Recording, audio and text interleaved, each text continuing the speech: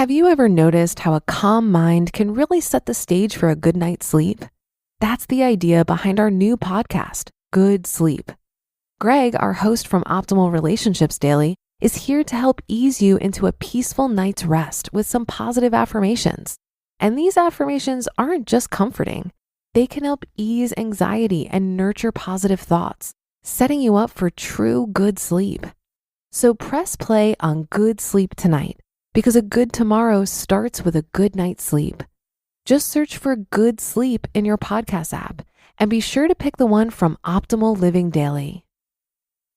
This is Optimal Finance Daily, episode 2478, Build a Budget That Actually Works, Part 1, by Chelsea Brennan of smartmoneymamas.com. And I'm your host and personal finance enthusiast, Diana Merriam. Now, I have a bit of a longer post. I'll read the first half today and then finish the rest for you tomorrow. So let's dive into the first half and start optimizing your life. Build a Budget That Actually Works, Part 1, by Chelsea Brennan of smartmoneymamas.com. After you've developed your financial goals and logged into your new budget tracking tool, you'll need to build a budget that accurately reflects your spending power and needs. A budget that takes into account all the places your money sneaks off to, so you don't have to scramble when that once or twice a year expense comes up.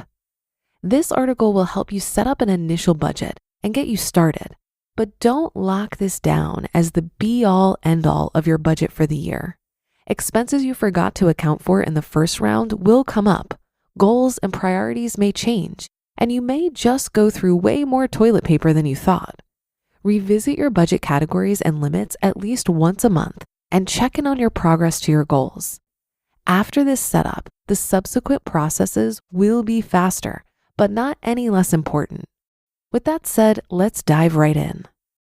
How to build a budget that actually works. I use certain high-level groupings for budget categories that I think help prioritize spending and allocation of income. In most budgeting tools, you can customize your master categories, so set the names of those titles first. If you use a service like mint.com that doesn't easily break down into groupings, I would recommend writing out your budget in the groupings first to help set your mind to what your spending priorities are.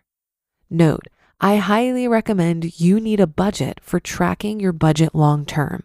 You can get a free trial at oldpodcast.com/track. But for new budgeters, sketching your expenses out on paper first is a helpful exercise and makes filling out your you need a budget less overwhelming. Number 1, determine your monthly income. This step is probably the easiest, as your most likely source of income is just your salary and partner's salary if you have one. There are only 3 comments I'll make here. Number 1, do not estimate your income or calculate based on gross income. Pull up your most recent pay stub or look at your last month's direct deposits. Number 2, bi-weekly and weekly pay schedules. If you get paid bi-weekly, 2 months out of the year, you'll get 3 paychecks instead of 2. If you get paid weekly, 4 months out of the year, you get 5 paychecks instead of 4. Base your budget on 2 monthly paychecks or 4 weekly paychecks, and those extra checks you get each year will put you ahead of the game on saving for your goals. And number 3, include any monthly inflows. If you receive EBT or WIC support, have income from a side job, rental property, or any other financial support, make sure your budget includes it. This only works if none of your money is free from budgeting. We're putting every dollar to work. For EBT and WIC support like food stamps, put the available funds right into the budget categories they're used for. Number 2, outline your monthly obligations. The first thing your income needs to tackle is your basic human needs. No, not your need for those adorable throw pillows at Target or that new video game. Your needs like shelter and food. These expenses keep the lights on, and you have to account for them every single month. Once you know your monthly obligations and the cost, subtract the total from monthly income and move to the next step.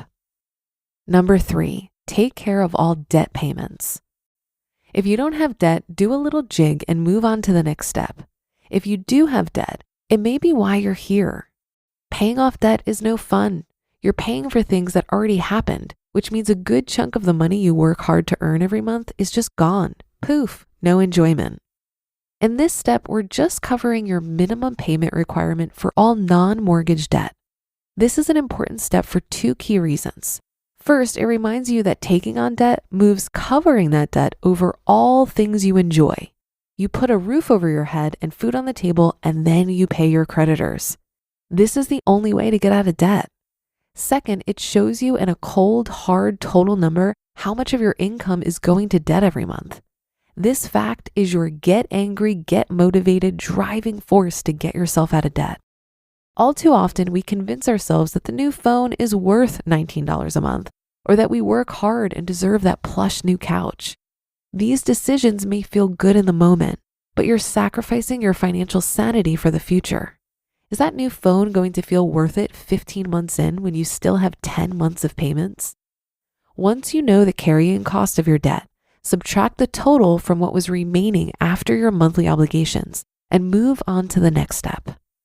Number 4, hear that on tomorrow's episode. You just listened to part 1 of the post titled Build a Budget That Actually Works by Chelsea Brennan of smartmoneymamas.com. Labor strikes, climate change, your beat up office printer. What do they all have in common? Come on, it's all about the money. Economics is everywhere and everything fueling our lives, even where we least expect it. If you're a fan of Optimal Finance Daily and are curious to learn something new and exciting about economics every week, I recommend you listen to the Planet Money podcast from NPR. Planet Money is a different kind of world where the complex economy actually makes sense, where human stories supersede abstract theories. Listeners can learn, laugh, and be entertained. It's econ, down to earth, and Planet Money answers some of life's burning questions, like, will AI take over our jobs? Why are Christmas trees so darn expensive? The Planet Money team lives to tell a good story in around 30 minutes. It's econ for the rest of us. Tune into Planet Money every week for entertaining stories and insights about how money shapes our world, stories that can't be found anywhere else. Listen now to Planet Money from NPR, wherever you get your podcasts. Setting up a budget and looking at your finances for the first time, or after a long period of ignoring it, can feel overwhelming. Reviewing transactions can be tedious work, but I want to point out that after some initial grunt work and time investment, it really does get easier. And when you feel organized in terms of your financial obligations, when you're looking at your spending with eyes wide open, and you're taking the time to intentionally set up a plan, it can be really empowering. My relationship with budgeting has evolved over the years. When I first started cleaning up my finances in my late 20s, I was very strict with it. I documented every expense at the time of the transaction. Every 2 weeks when I was paid, I diligently paid off debt and reviewed my budget. But as the gap between my income and expenses increased and my debt was eliminated, I realized I could relax a bit. By that time, I had optimized my largest fixed expenses. I curbed reckless spending and solidified frugal habits. There was a period about a year ago where my Midwestern gentleman and I felt like we were overspending. Rather than taking the time to review all transactions and group them into categories, I decided to spot check our main checking account. I just wanted to look at inflows and outflows on a monthly basis. And if spending was out of control, it would give me reason to dig deeper. But it turned out that our average spending over the course of the year was totally reasonable, so we could get back to not worrying about it. Well, that should do it for today. Have a happy rest of your day, and I'll see you on the Thursday show tomorrow, where we'll finish up this post and where your optimal life awaits.